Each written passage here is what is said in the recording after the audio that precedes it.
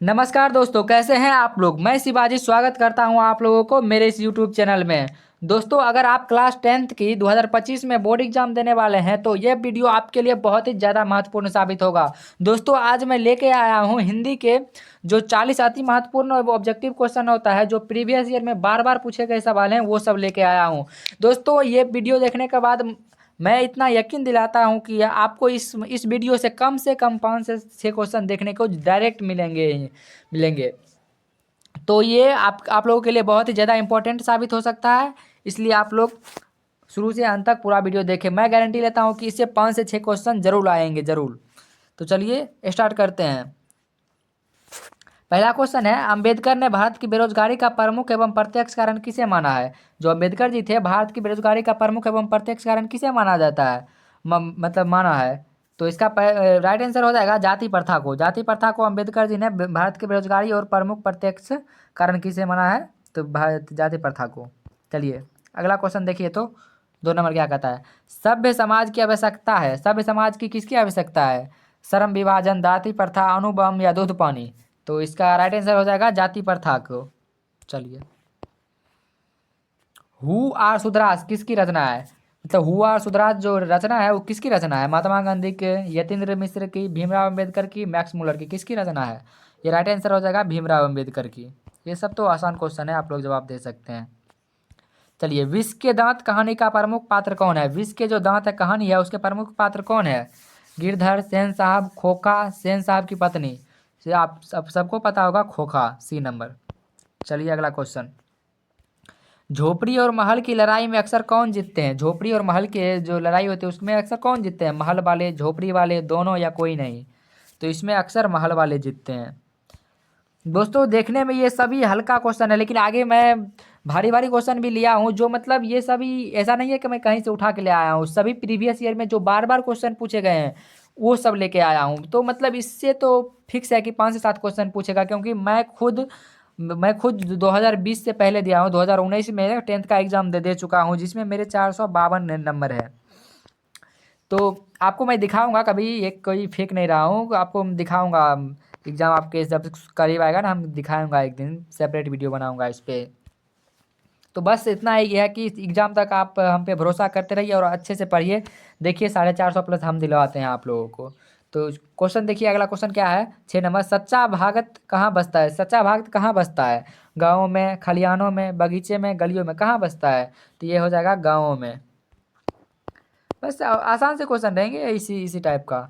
भारत से हम क्या सीखे, पाठ गद्य की कौन सी विधा है। भारत से हम क्या सीखे, जो पाठ है वो गद्य की कौन सी विधा है। भाषण है, निबंध है, कहानी है, रेखा चित्र है, या भाषण है, ए नंबर। चलिए, दूसरों के इशारों पर भटकने वाला लोगों को क्या कहते हैं। जो दूसरों के इशारों पर भटकता है उन लोगों को क्या कहते हैं, विद्वान, ज्ञानी, मूढ़ या भले लोग, क्या कहते हैं उसको, उसको मूढ़ कहते हैं, सी नंबर।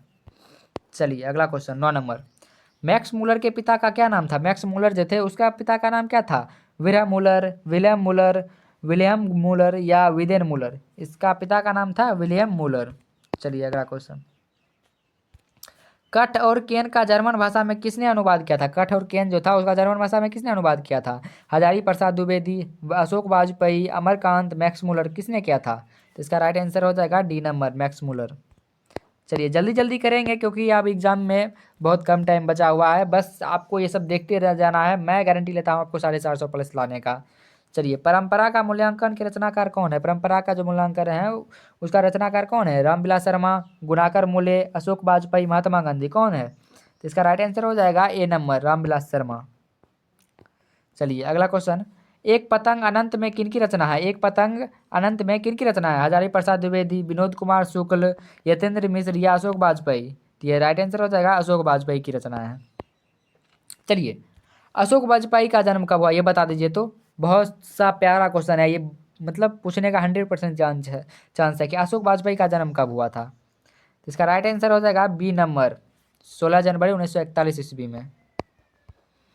चलिए अगला क्वेश्चन, मछली शीर्षक पाठ के लेखक कौन है। जो मछली शीर्षक हैं जो उसके पाठ के लेखक कौन है। यतेंद्र मिश्र, हजारी प्रसाद द्विवेदी, विनोद कुमार शुक्ल, नलिनी मिश्र शर्मा, कौन है। इसका राइट आंसर हो जाएगा विनोद कुमार शुक्ल।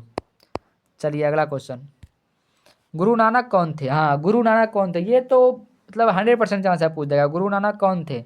ये सिखों के प्रथम गुरु थे गुरु नानक। चलिए अगला क्वेश्चन। जपूजी किसकी रचना है? जपूजी, जपूजी जो होता है वो किसकी रचना है? कबीर की, रहीम की, गुरु नानक की, घनानंद की, किसकी रचना है? जपूजी गुरु नानक की रचना होगा, आप लोगों ने पढ़ा भी होगा। चलिए, नाखून क्यों बढ़ते हैं हिंदी की कौन विधा है? नाखून क्यों बढ़ते हैं वो हिंदी की कौन विधा है? ललित निबंध है या कहानी है या कविता है उपन्यास है?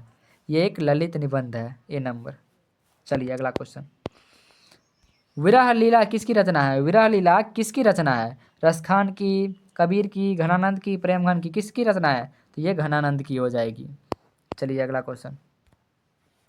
घनानंद का जन्म कब हुआ था? घनानंद का जन्म कब हुआ था? 1600 ईस्वी के आसपास, 1681 ईस्वी के आसपास, 1682 ईस्वी के आसपास, 1689 ईस्वी के आसपास। तो इसका राइट आंसर हो जाएगा 1689 ईस्वी के पास।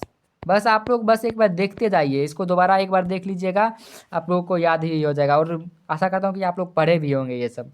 बस आपको मैं इंपॉर्टेंट चीज़ को मतलब दिखा रहा हूँ, बस ये याद करके चला जाइए, आपको तो कोई रोकने वाला नहीं है। चलिए, स्वदेशी कविता किससे संकलित है? स्वदेशी कविता जो है वो किससे संकलित है? प्रेमघन सरवस की, जीर्ण जनपद से, भारत प्रयाग से, प्रयाग रागमन से, किससे संबंध है? प्रेमघन सरवस्सु से। चलिए अगला क्वेश्चन। अगला क्वेश्चन है, दही वाली मगम्मा किस भाषा में अनुदित है? दही वाली मगम्मा किस भाषा में अनुदित है? उड़िया, कन्नड़, भोजपुरी, तमिल, किस भाषा में? B number, Kannada. चलिए अगला क्वेश्चन। दोस्तों मैं आप लोगों का ज़्यादा समय नहीं लूँगा, बस इतना ही, 10 मिनट में ही 40 क्वेश्चन करा के चला जाऊँगा, क्योंकि आपको टाइम भी बचाना है, दूसरे के जगह यहाँ पे फर्जीवाड़ा नहीं करना है। चलिए, टॉलस्टॉय कौन थे? इसका जवाब दीजिए, टॉलस्टॉय कौन थे? हिंदी लेखक, अंग्रेजी लेखक, रूसी लेखक या फ्रेंच लेखक? सी नंबर, रूसी लेखक थे टॉलस्टॉय। चलिए अगला क्वेश्चन। नौबत खाने में इबादत पाठ के केंद्र में है। नौबत खाने में इबादत पाठ के केंद्र में क्या है? बिस्मिल्लाह खां, बिस्मिल्लाह खां। चलिए अगला क्वेश्चन। बिस्मिल्लाह खां का प्रिय वाद्य यंत्र क्या था? बिस्मिल्लाह खान जो थे उनका प्रिय वाद्य यंत्र क्या था? इसका प्रिय वाद्य यंत्र शहनाई था। चलिए अगला क्वेश्चन। अक्षरों की कहानी किसकी रचना है? अक्षरों की जो कहानी थी उस किसकी रचना है? मैक्स मुलर की है या गुणाकर मूल्य की है या बिरजू महाराज की है या रामविलास शर्मा की है? किसकी रचना है? तो ये राइट आंसर हो जाएगा गुणाकर मूल्य, बी नंबर। चलिए अगला क्वेश्चन। शिक्षा और संस्कृति किनकी रचना है? शिक्षा और संस्कृति किनकी रचना है? अशोक वाजपेयी की, रामविलास शर्मा की, महात्मा गांधी की, यतीन्द्र मिश्र की? शिक्षा और संस्कृति ये तो आप लोगों को पता ही होगा कि महात्मा गांधी की रचना थी ये। चलिए अगला क्वेश्चन। बहादुर को लेखक के घर कौन लाया था? बहादुर जो था उसको लेखक के घर कौन लाया था? लेखक की बहन लाई थी या लेखक का साला या लेखक का भाई या लेखक के चाचा? तो ये लेखक के साला लाया था, बी नंबर। चलिए अगला क्वेश्चन। सुजाता का वास्तविक नाम क्या है? सुजाता जो था उसका वास्तविक नाम क्या है? कर्णिका, दीपशिखा, एम रामानुज या एस रंगाराजन? एस रंगराजन क्या नाम था उसका वास्तविक नाम? तो इसका राइट आंसर हो जाएगा एस रंगराजन। चलिए अगला क्वेश्चन। सात कौड़ी होता है कहाँ के? सात कौड़ी होता कहाँ के प्रमुख कथाकार हैं? बिहार के हैं या मद्रास के हैं या उड़ीसा के या लखनऊ, कहाँ के हैं ये? तो इसका राइट आंसर हो जाएगा उड़ीसा के। चलिए अगला क्वेश्चन। मगम्मा किस शहर में दही बेचा करती थी? मगम्मा जो थी वो किस शहर में दही बेचा करती थी? मैसूर में, मद्रास में, बेंगलोर में, उड़ीसा में, किस शहर में?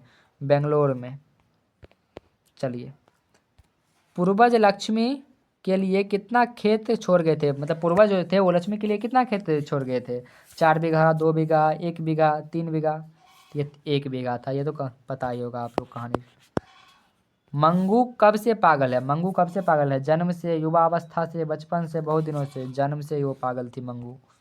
चलिए अगला क्वेश्चन। गुरु नानक की भेंट किस मुगल बादशाह से हुई थी? गुरु नानक की भेंट किस मुगल बादशाह से हुई थी? बाबर से, हुमायूं से, अकबर से, जहांगीर से? बाबर के टाइम में न थे वो गुरु नानक। चलिए अगला क्वेश्चन। मछली शीर्षक पाठ साहित्य की कौन विधा है? मछली शीर्षक पाठ साहित्य की कौन विधा है? कहानी है ये। चलिए अगला क्वेश्चन। हम बार बार नाखून क्यों काटते हैं? हम बार बार नाखून क्यों काटते हैं? या स्वच्छ रहने के लिए, बर्बरता समापन हेतु, सुंदरता के लिए, मजबूरी से? बर्बरता समापन हेतु। चलिए अगला क्वेश्चन।